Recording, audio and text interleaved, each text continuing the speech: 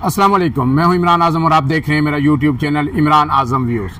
नाज़रीन, इमरान खान ने एक मरतबा फिर बड़ा सरप्राइज़ दिया है और ये सरप्राइज़ सिर्फ हुकूमत के लिए नहीं है, ये इस्टेब्लिशमेंट के लिए भी एक सरप्राइज़ है और पाकिस्तान की जो अवाम है उनके लिए भी एक सरप्राइज़ है और PTI के कारकुनान के लिए भी है।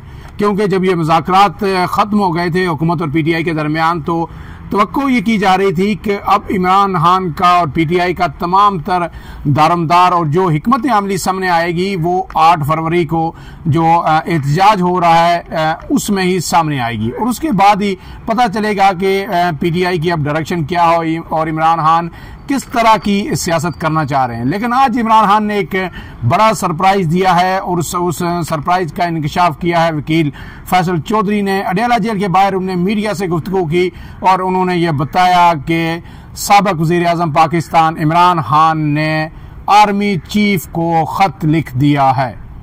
जी, आर्मी चीफ को अडयाला जेल में बैठे इमरान खान ने ख़त लिख दिया है और जनरल सैयद आसम मनीर को वो ख़त पहुंच चुका है।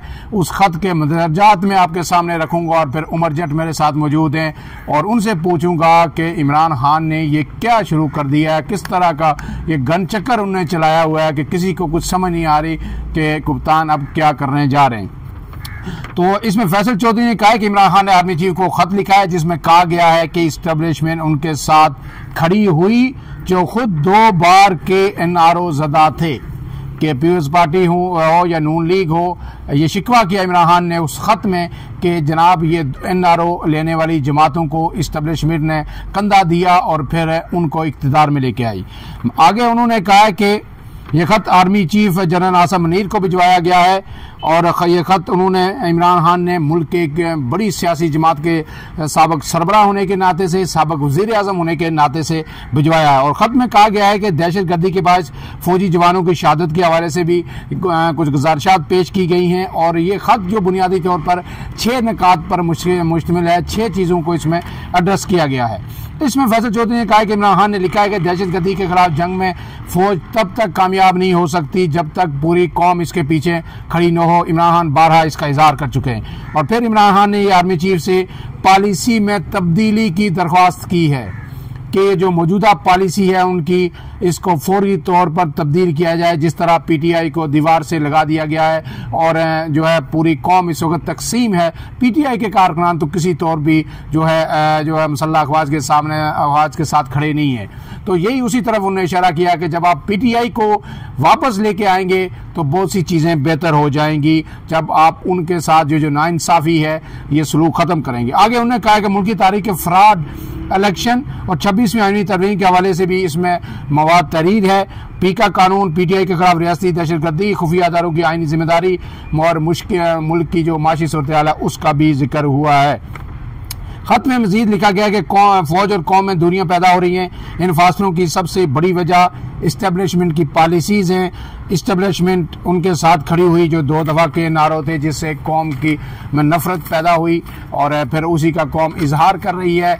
उमर जट साहब, ये ख़त कैसे लिखा गया, कौन किसने लिखा? खुद इमरान खान ने बैठ के तहरीर किया, कापी पेंसिल इमरान खान को दी गई, आर्मी चीफ के पास किसने पहुंचाया? क्या?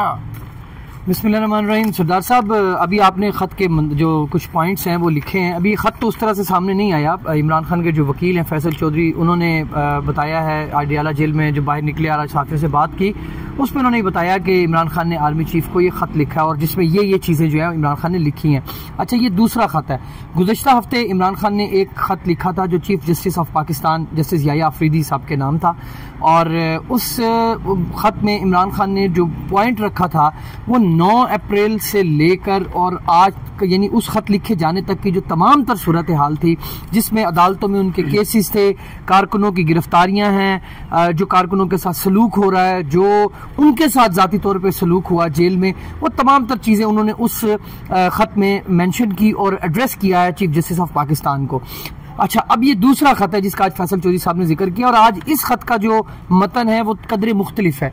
इसमें कारकुनों और अपने बारे में बात करने से ज्यादा इमरान खान ने फोकस किया है जो पॉलिसीज पर और अवाम की और अदारे के दरमियान जो एक दूरियां पैदा हो रही है उसको उन्होंने एड्रेस किया। और उन्होंने ये कहा है कि आपकी जो पॉलिसियां हैं उसकी वजह से अवाम और अवाम पाकिस्तान और अदारे के दरमियान जो दूरियां पैदा हो रही हैं उसकी वजह वो पॉलिसीज हैं कि आप NROs ज्यादा लोगों के साथ खड़े हुए हैं और लोगों में नफरत बढ़ रही है, जिनके बारे में आप ये कहते थे कि करप्शन में चोर है और फाइलें दिखाते थे, बताते थे कि इनका कोई मुस्तकबिल नहीं है, आपने फिर उनको सहारा दे दिया। वही इमरान खान जी, तो वो उन्होंने आज इस खत में ये जो है ना वो मेंशन किया। अच्छा, ये सरदार साहब अडियाला जेल में इमरान खान की आपको पता है कि बैरिस्टर गौहर और बैरिस्टर सलमान अकरम राजा साहब के साथ मुलाकात होती रहती है, लेकिन स्पेसिफिक टू सच लेटर्स या सच कॉरेस्पॉन्डेंस ये बैरिस्टर सलमान अकरम राजा को इमरान खान ने कुछ पॉइंट्स बताए हुए हैं। अच्छा। और उसमें ये पाकिस्तान में मौजूद जो एम्बेसीज में मुख्तलिफ ममालिक की एम्बेसीज के अंदर जो एम्बेसडर्स हैं ये उनको भी खत लिखे जाने हैं, ये इक़्तिदार में बैठे हुए जो ताकतवर लोग हैं उनको भी खत ये जा रहे हैं, ये इंटरनेशनल ह्यूमन राइट्स की जो ऑर्गेनाइजेशन हैं उनको भी ये खतूत जाएंगे। तो इसका सिलसिला अभी पाकिस्तान से स्टार्ट हुआ है,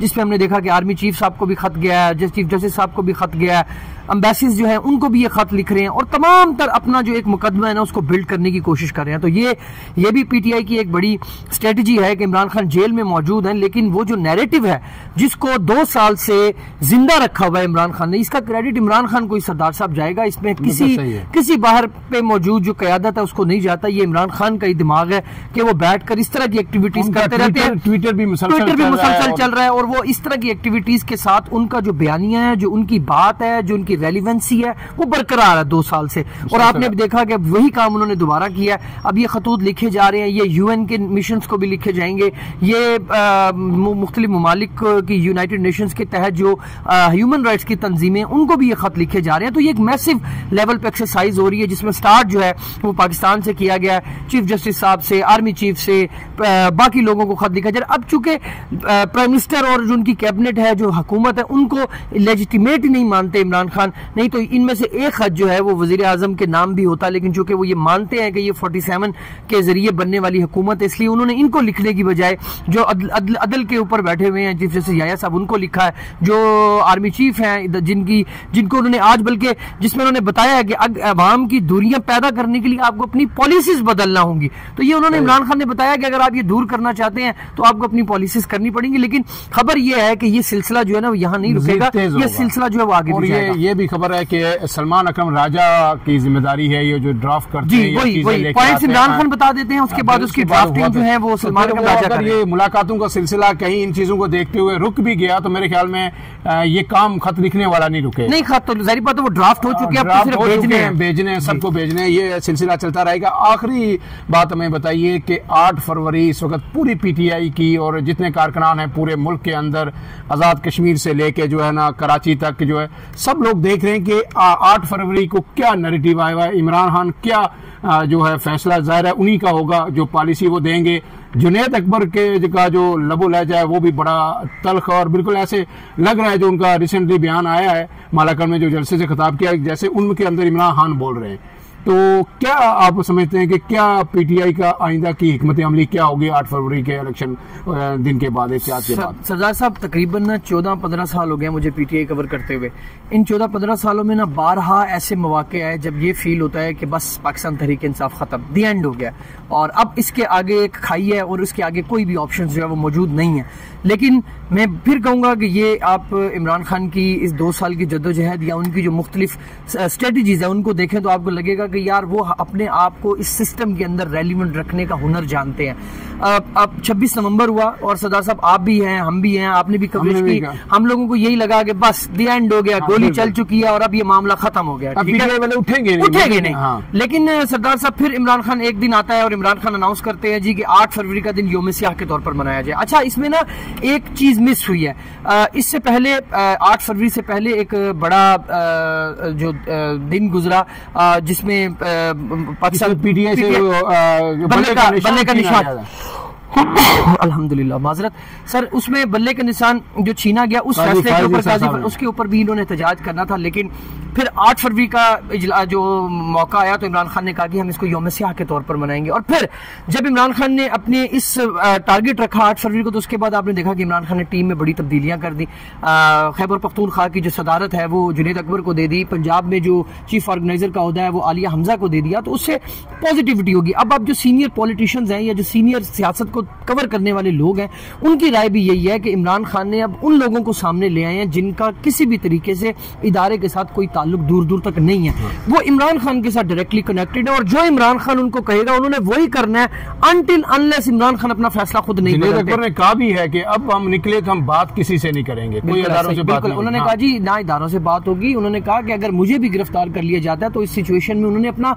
अगला लाहे अमल भी बता दिया अपने कारकुनों को कि भी आपने आगे क्या करना है। तो ये 8 फरवरी का एक बड़ा सरप्राइज होगा हुकूमत के लिए भी, क्योंकि इनको यही लगता है, मोहसिन नकवी साहब अभी भी इसी जोन में है कि हमने गोलियां चला दी, अब लोग नहीं निकलेंगे, लेकिन उनको चूंकि वो खुद उनको पब्लिक पल्स का कोई आइडिया नहीं है, इसलिए वो बयानात भी इस तरह के देते हैं। अभी भी वो यही कह रहे हैं कि हम अगर दोबारा निकले हम फिर वही काम करेंगे, लेकिन ये भी एक बड़ा टारगेट है। सरदार साहब आप ये देखें कि 8 फरवरी को लाहौर के अंदर एक मैच भी हो रहा होगा, लाहौर में कज़ाफी स्टेडियम के अंदर एक मैच भी हो रहा होगा, उस मैच में पाकिस्तान के अवाम ही आएंगे ना, उसमें आप 47 के लोगों को अवाम बनाकर तो नहीं पेश कर सकते।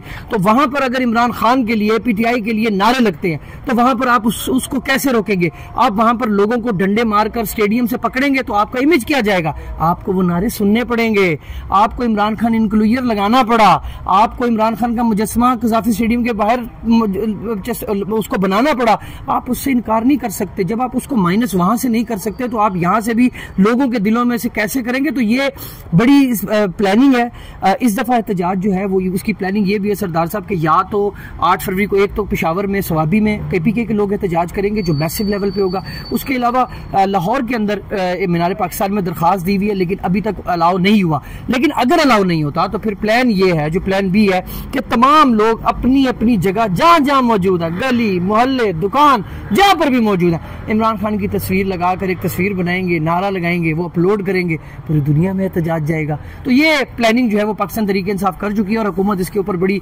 काम कर रही है। रोकने की कोशिश मोहसिन नकवी साहब ने स्टार्ट कर दिया, छापे भी शुरू हो चुके हैं, गिरफ्तारियां भी शुरू हो चुकी हैं। लेकिन सरदार साहब पिछले 2 साल से आप मुझे बताएं, आप सीनियर सहाफी हैं, क्या 2 साल में रोकने से क्या पीटीआई रुकी है? क्या एहतजाज रुके हैं? क्या आवाज दब सकी है? देखिए सब कुछ तो अब पता चल गया है 26 नवंबर के बाद भी कि आवाजें दब नहीं सकती। पीका ऑर्डिनेंस भी आ गया, लेकिन इंशाल्लाह पीका ऑर्डिनेंस से भी जो हक की आवाज है, जो सच की आवाज है, वो चाहे किसी भी पार्टी से उठे, किसी भी प्लेटफॉर्म से उठे, वो दब नहीं सकेगी।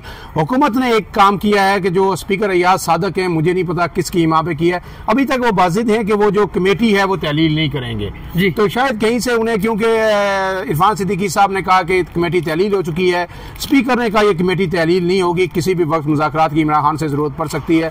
और जो खत लिखा है इमरान खान ने आर्मी चीफ को, वो आर्मी चीफ भी पढ़ेंगे, जो चीफ जस्टिस को लिखा था वो पढ़ चुके हैं, और उसके बाद मेरे ख्याल में कुछ ना कुछ राज की बातें जरूर होगी। फिलहाल के लिए इतना ही। अपने मेजबान इमरान आजम को इजाजत दीजिए। अल्लाह हाफिज।